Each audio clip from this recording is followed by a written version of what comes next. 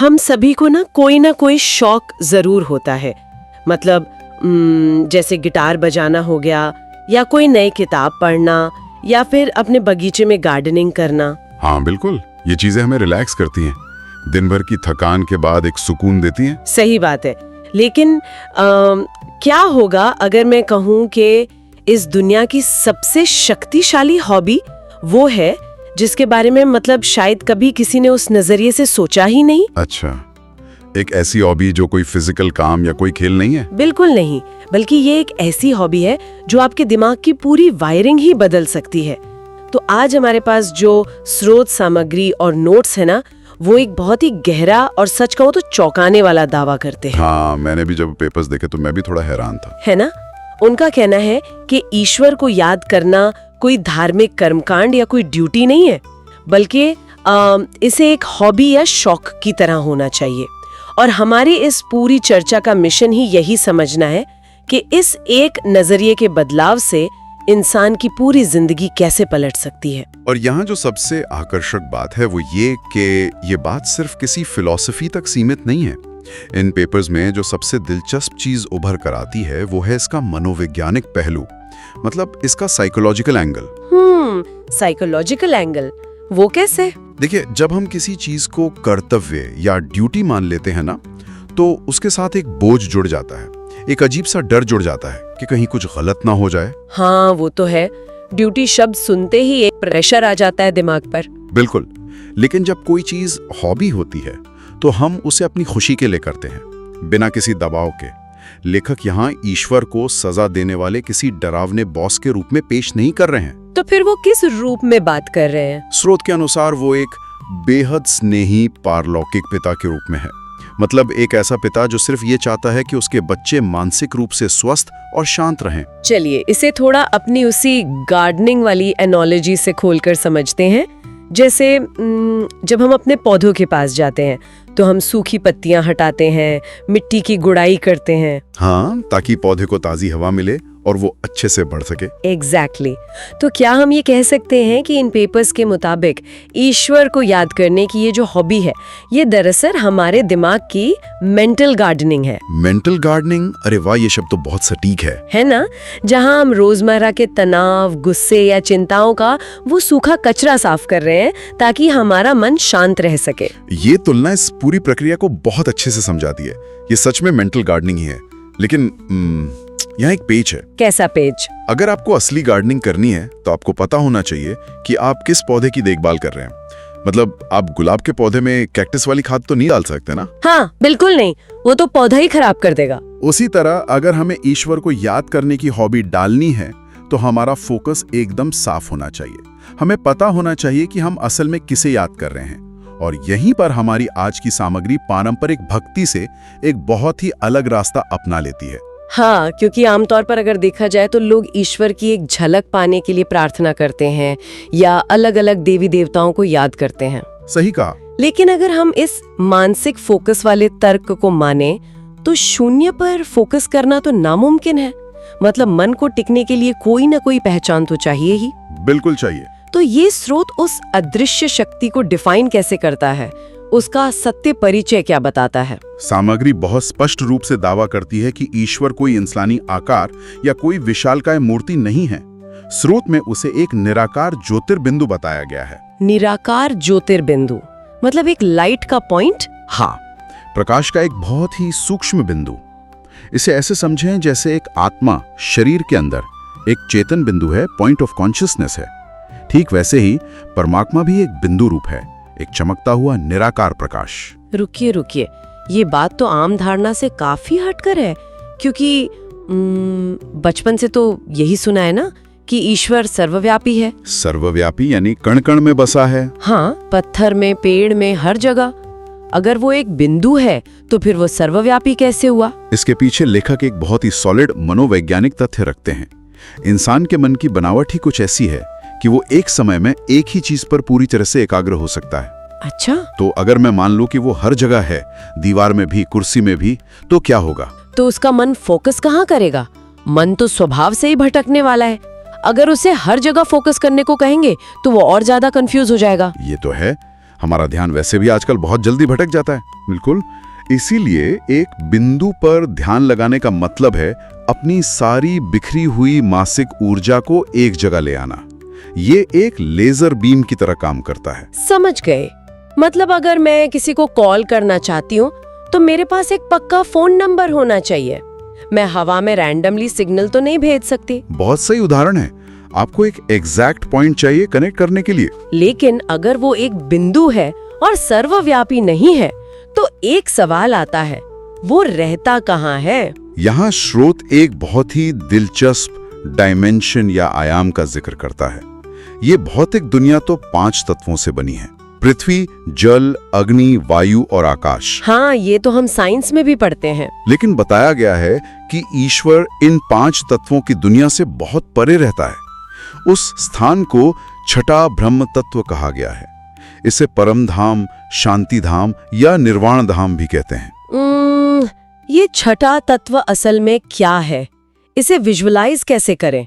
क्योंकि आकाश या स्पेस तक तो हम फिर भी समझ पाते हैं। इसे आप एक ऐसे आयाम के रूप में सोच सकते हैं जहां कोई भी फिजिकल मैटर या भौतिक पदार्थ नहीं है, कोई आवाज नहीं है, कोई हलचल नहीं है। मतलब एकदम सन्नाटा, लेकिन एक अनंत लाल सुनहरे प्रकाश की दुनिया। ये पूर्ण शांति और ठहराव की जगह है, स्टिलनेस है वहां।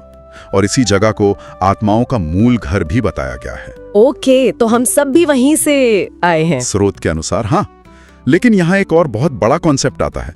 अगर आत्मा भी एक बिंदु है और परमात्मा भी एक बिंदु है, तो दोनों में फर्क क्या है? हाँ, इसके लिए पेपर्स में एक बहुत ही सुंदर रूपक का इस्तेमाल किया गया है ना, गागर और सागर का। बिल्कुल, और यही वो कॉन्सेप्ट है जो इस पूरी मेंटल गार्डनिंग की नींव है। आत्माओं को गागर यानी एक घड़े के समान बताया गया है। मतलब जिसकी एक लिमिट होती है। हाँ, इंसान के अंदर शांति, प्रेम या ज्ञान है, लेकिन वो सीमित है। और कभी कभी तो वो घड़ा खाली भी हो जाता है जब हम बहुत परेशान होते हैं। सही बात है, कभी कभी तो लगता है कि बैटरी एकदम ड्रेन हो गई है। इसके विपरीत परमात्मा को सागर कहा गया है। वो शांति का सागर है, प्रेम का सागर है। और मनोविज्ञान का एक बहुत ही बेसिक नियम है जिसे हम आज की भाषा में न्यूरोप्लास्टिसिटी से भी जोड़ सकते हैं। हाँ, न्यूरोप्लास्टिसिटी, कि हमारा दिमाग बदल सकता है। बिल्कुल। नियम यह है कि हम जिस चीज पर अपना ध्यान केंद्रित करते हैं, हमारा दिमाग वैसी ही वायरिंग बनाने लगता है। अगर कोई दिन भर किसी ऐसे इंसान के बारे में सोचता है जो बहुत क्रोधी है, तो वो खुद भी चिड़चिड़ा महसूस करने लगेगा। एकदम सही। तो इसका मतलब ये है कि अगर हम उस शांति के सागर यानी उस परम धाम में बैठे ज्योति बिंदु पर फोकस करने की हॉबी डाल लें, तो उसकी असीमित शांति हमारे अंदर आने लगेगी। हाँ, हमारी उस छोटी सी गागर में ट्रांसफर होने लगेगी। एक तरह से हम उस गुण को डाउनलोड कर रहे हैं। यही इस पूरी प्रक्रिया का विज्ञान है। हम जिसे याद करते हैं उसके गुण हमारे अंदर प्रवाहित होने लगते हैं। लेकिन यहाँ मेरे दिमाग में एक अड़चन आ रही है। थोड़ी सी व्यवहारिक बात करते हैं। हाँ, बताइए। अगर दुनिया में कोई बहुत बड़ा, शक्तिशाली और मशहूर इंसान आके कहे कि हे इंसान, मुझे याद करो, मेरी याद में रहो, तो वो थोड़ा अहंकारी लगेगा ना? मतलब ईगोइस्टिक लगेगा। हाँ, ऐसा लगेगा कि उसे बहुत ज्यादा अटेंशन चाहिए। तो भगवान का खुद ये कहना कि मुझे याद करने की हॉबी रखो, क्या ये थोड़ा डिमांडिंग नहीं लगता? अगर हम इसे सतही तौर पर देखें तो शायद ऐसा लगे, लेकिन लेखक यहाँ बहुत स्पष्ट करते हैं कि ईश्वर पूर्ण रूप से निराहंकारी है। निराहंकारी? तो फिर वो याद करने को क्यों कह रहा है? जब वो कहता है कि मुझे याद करो, तो वो ये बात अपने किसी स्वार्थ या किसी ईगो को संतुष्ट करने के लिए नहीं कह रहा है। जैसे हमने अभी डाउनलोड वाली बात की ना? हाँ, सर्वर वाली। बिल्कुल। अगर एक सर्वर आपसे कहता है कि मुझसे कनेक्ट करो, तो उसमें सर्वर का कोई फायदा नहीं है, बल्कि आपके कंप्यूटर में वो जरूरी डेटा आ जाएगा जो आपको चाहिए। ओ, तो ईश्वर का याद दिलाना सिर्फ इसलिए है ताकि इंसान अपनी खाली होती गागर को फिर से भर सके। बिल्कुल, इसमें याद करने वाले इंसान का ही 100% कल्याण है। ईश्वर को हमसे कुछ नहीं चाहिए। ये तो बहुत ही लॉजिकल बात है।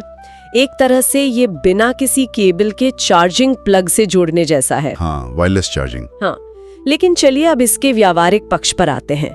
हमें पता चल गया कि ईश्वर कौन है, कहाँ है और उसे याद करने की हॉबी क्यों पालनी है। लेकिन एक रुकावट है ना? सबसे बड़ी रुकावट समय। आज के इंसान की जिंदगी में सांस लेने की फुर्सत कहाँ है?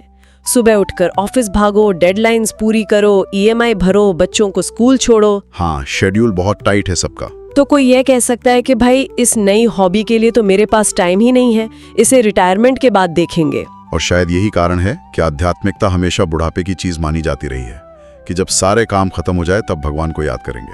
तो इन पेपर्स का इस पर क्या टेक है? इन स्रोत सामग्रियों में सबसे क्रांतिकारी बात यही है कि इस हॉबी के लिए आपको अपने 24 घंटों में से कोई अलग से स्लॉट निकालने की जरूरत नहीं है। कोई अलग से समय नहीं, ये कैसे मुमकिन है? हॉबी तो समय मांगती है ना। आपको सब कुछ छोड़कर किसी जंगल या पहाड़ पर नहीं जाना है। यहाँ लेखक एक बहुत ही रोजमर्रा का उदाहरण देते हैं, दो स्नेह करने वालों का, जैसे प्रेमी और प्रेमिका। अच्छा। जब दो लोग एक दूसरे से गहरा स्नेह करते हैं तो क्या वो अलार्म लगाते हैं कि ठीक है आज शाम 5 से 6 बजे तक मैं तुम्हें याद करूंगा? नहीं, वो तो बस एक बैकग्राउंड ऐप की तरह हमेशा चलता रहता है। एग्जैक्टली। मतलब आप फोन की स्क्रीन पर चाहे कोई एक्सेल शीट खोलकर बैठे हो, लेकिन बैकग्राउंड में वो ऐप बिना बैटरी ज्यादा खर्च किए अपना काम कर रही है। आप ऑफिस का काम कर रहे हैं, लेकिन दिमाग के एक हिस्से में वो याद एक साइलेंट वाइब्रेशन की तरह मौजूद है। बहुत उम्दा एनालॉजी है। यही बात स्रोत समझाना चाहता है। जब इंसान ईश्वर को उसके सत्य रूप में पहचान लेता है और उस शांति का अनुभव कर लेता है तो ये याद स्वाभाविक हो जाती है। मतलब चलते फिरते, गाड़ी चलाते हुए भी, हाँ, खाना बनाते हुए। ये बैकग्राउंड ऐप चलती रहती है और जब ये याद बैकग्राउंड में चलती है तो हमारे साधारण कर्म भी अलौकिक कर्मों में बदल जाते हैं, एक्स्ट्राऑर्डिनरी बन जाते हैं। इस अलौकिक कर्म वाले हिस्से को थोड़ा और खोलते हैं। कर्म तो हम सभी कर रहे हैं ना, तो वो दिव्य या अलौकिक कैसे हो जाते हैं? देखिए, जब तक हम शरीर में हैं तो कर्म तो करने ही होंगे। सांस लेना भी कर्म है, जॉब करना भी कर्म है। हाँ, काम तो करना ही पड़ेगा। लेकिन जब इन कर्मों को काम, क्रोध, लोभ, मोह और अहंकार जैसी नेगेटिव फीलिंग्स से मुक्त होकर किया जाता है तो वे दिव्य बन जाते हैं। ओके, मतलब बिना किसी लालच या गुस्से के काम करना। बिल्कुल। और जब आप एक कदम और आगे बढ़कर इन्हीं साफ सुथरे कर्मों को उस परमपिता परमात्मा की याद के साथ करते हैं, मतलब उसी बैकग्राउंड ऐप के साथ, तो वे कर्म अलौकिक कहलाते हैं। तो इसका सीधा सा मतलब ये है कि अगर कोई इंसान ऑफिस में बैठकर टाइपिंग कर रहा है या घर के बगीचे से कचरा साफ कर रहा है, हाँ, बहुत साधारण काम है बाहर से देखने में, लेकिन अगर उसका मन चिड़चिड़ेपन या लोभ से मुक्त है और भीतर से वो उस ज्योतिर्बिंदु से जुड़ा हुआ है, तो उसका वो साधारण सा काम भी एक अलौकिक कर्म हो सकता है। 100% हो सकता है। ये तो आध्यात्मिकता को हिमालय की गुफाओं से निकालकर सीधे ऑफिस डेस्क और घर की किचन तक लाने वाली बात हो गई। बिल्कुल। और यही इस पूरी चर्चा का एक बहुत बड़ा आहा मोमेंट है। यह साबित करता है कि बाहरी एक्शन से कहीं ज्यादा आपकी आंतरिक स्थिति मायने रखती है। आपकी इंटेंशन क्या है, मतलब आप क्या कर रहे हैं, ये उतना जरूरी नहीं है जितना ये कि आप किस चेतना में वो काम कर रहे हैं। एकदम सही। जब मन का कचरा साफ हो जाता है तो झाड़ू लगाने जैसा काम भी एक ऊंचे दर्जे का मेडिटेशन बन सकता है। वाओ, ये सच में एक बहुत ही पावरफुल आइडिया है कि हमें अपनी जिंदगी छोड़ने की जरूरत नहीं है, बस उसे जीने का सॉफ्टवेयर अपडेट करना है। सॉफ्टवेयर अपडेट, क्या बात है, बहुत सही कहा। लेकिन जब हम इन पेपर्स को आगे पढ़ते हैं तो एक और सवाल उभरता है। इस पूरी प्रक्रिया में ना एक अर्जेंसी महसूस होती है। हाँ, अर्जेंसी तो है स्रोत में। लेखक बार बार जोर दे रहे हैं कि ये सब अभी इसी वक्त करना जरूरी है। इतना फोकस अभी पर क्यों है, कल क्यों नहीं? इसका जवाब समझने के लिए हमें थोड़ा पीछे हटना होगा और बड़ी तस्वीर देखनी होगी, बिग पिक्चर। यहाँ स्रोत सामग्री एक बहुत ही ग्रैंड कॉस्मोलॉजी या समय चक्र पेश करती है। समय चक्र? हाँ, इसमें एक पुरानी कहावत का जिक्र है, ऊंचा तेरा धाम, ऊंचा तेरा काम, ऊंचा तेरा नाम। तो धाम यानी परम धाम, जो सबसे ऊंचा है, नाम भी सबसे ऊंचा है। लेकिन काम क्या है? लेखक का दावा है कि हम एक बहुत बड़े वर्ल्ड ड्रामा के अंतिम दृश्य में हैं। वर्ल्ड ड्रामा का अंतिम दृश्य मतलब दुनिया खत्म होने वाली है? स्रोत के अनुसार ये कलयुग की एक लंबी अंधेरी रात का बिल्कुल अंतिम चरण है। खत्म नहीं, बल्कि बदल रही है। अच्छा, बदल रही है। हर तरफ जो दुख, तनाव और चिंता हमें आज दुनिया में दिख रही है, वो इस बात का संकेत है कि रात खत्म होने वाली है और सतयुग रूपी सवेरा होने वाला है। तो इसमें ईश्वर का ऊंचा काम क्या है? ईश्वर का जो सबसे ऊंचा काम है वो इसी समय होता है, इस नर्क बनी दुनिया को फिर से स्वर्ग बनाना, दुखी और पतित भारत को फिर से श्रेष्ठ बनाना, साधारण मनुष्यों के संस्कारों को बदलकर उन्हें देवता समान बनाना। ओह, तो क्योंकि ये ड्रामा अपने अंत की ओर है, इसलिए वो अर्जेंसी है। बिल्कुल, ईश्वर सलाह दे रहे हैं कि अब इस पुरानी दुनिया से दिल हटाकर अपने मूल घर को याद करो। ये कुछ ऐसा है जैसे जब हमें अपना पुराना घर खाली करके किसी नए घर में शिफ्ट होना होता है। हाँ, शिफ्टिंग के समय। जब शिफ्टिंग की तारीख पास आ जाती है तो हम अपना सामान समेटने लगते हैं।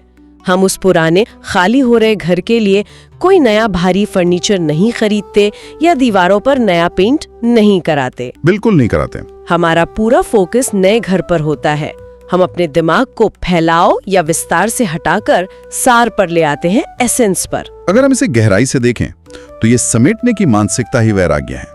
ये दुग्गाई दुनिया अब बदलने वाली है। तो इसमें बहुत ज्यादा उलझना समझदारी नहीं है। हाँ, स्रोत चेतावनी देता है कि अगर अंतिम समय में, यानी जब इस नाटक का पर्दा गिरेगा या शरीर छोड़ते समय, इंसान का मन इस पुरानी दुनिया की चीजों में, गैजेट्स में या पुरानी उलझनों में अटका रहा तो उसे बहुत दुख होगा। मतलब वो शांति से जा नहीं पाएगा। बिल्कुल। इसलिए अपनी बुद्धि को समेटकर उस परमधाम और परमात्मा को याद करने की हॉबी अभी से डालना बहुत जरूरी है। लेकिन शांति पाना या खुद को समेट लेना ही तो अंतिम मंजिल नहीं हो सकती ना? क्यों नहीं? मेरा मतलब है, अगर एक गागर में आप लगातार पानी भरते ही जाएंगे तो एक वक्त ऐसा आएगा कि वो छलकने लगेगी। हाँ, बहुत सही पॉइंट पकड़ा आपने। है ना? जब इंसान अंदर से ज्ञान और शांति से इतना भर जाता है तो वो ऊर्जा बाहर कैसे निकलती है? यहीं पर स्रोत सामग्री एक बहुत ही दिलचस्प बाई प्रोडक्ट की बात करती है, और वो है सेवा की हॉबी, सेवा का शौक। हाँ, जब इंसान उस ज्ञान के सागर से जुड़ता है तो आगे क्या होता है? उसे उस ज्ञान पर चिंतन करना होता है। उस चिंतन से मन का सारा व्यर्थ कचरा निकल जाता है और बुद्धि एकदम स्वच्छ और शीतल हो जाती है। और जब किसी को इतना मानसिक सुकून मिल जाए तो वो उसे स्वार्थी होकर सिर्फ अपने तक सीमित नहीं रख सकता। बिल्कुल नहीं रख सकता। वो छलकने लगता है और यहीं से सेवा का शौक पैदा होता है। रुकिए, जब भी सेवा या सर्विस शब्द आता है तो दिमाग में तुरंत चैरिटी, पैसे दान करना या गरीबों को खाना खिलाने की तस्वीर बनती है। हाँ, आमतौर पर तो यही माना जाता है। बुरी नहीं है, लेकिन वो सीमित है। आपने किसी को खाना खिलाया, उसे कल फिर भूख लगेगी। तो स्रोत किस सेवा की बात कर रहा है? यहाँ स्रोत सेवा को एक बहुत ही ऊंचे स्तर पर परिभाषित कर रहा है। यहाँ सेवा का अर्थ है उन भटकी हुई तनावग्रस्त मनुष्यात्माओं तक ईश्वर का ये सत्य परिचय पहुंचाना, जो अनजाने में शांति की तलाश कर रहे हैं। मतलब उनको ये बताना कि असली शांति कहाँ मिलेगी? हाँ, और सबसे बड़ी सेवा है अपने खुद के जीवन और अपने दिव्य कर्मों से एक उदाहरण बनना, एक एग्जाम्पल सेट करना। बिल्कुल। जब आपके आसपास के लोग आपको हर मुश्किल परिस्थिति में शांत, स्थिर और खुश देखेंगे तो वे खुद ब खुद प्रेरित होंगे कि इसके पास ऐसा क्या है जो मेरे पास नहीं है। ये जो शांति का रेडिएशन है, यही सबसे सच्ची सेवा है। बिल्कुल, यही असली सेवा है। ये तो सच में पूरे जीवन को देखने का नजरिया ही बदल देता है। चलिए इस पूरी चर्चा को एक जगह लाते हैं। हाँ, समराइज करते हैं। हमने शुरुआत इस सवाल से की थी कि ईश्वर को याद करना एक हॉबी कैसे हो सकती है, और हमने देखा कि ये कोई रस्म रिवाज नहीं है, बल्कि एक बहुत ही गहरी मनोवैज्ञानिक प्रक्रिया है। सही बात है। जब कोई इंसान उस निराकार ज्योतिर्बिंदु पर, जो पूर्ण शांति का स्रोत है, अपना मानसिक फोकस सेट करता है तो वो खुद भीतर से शांत होने लगता है।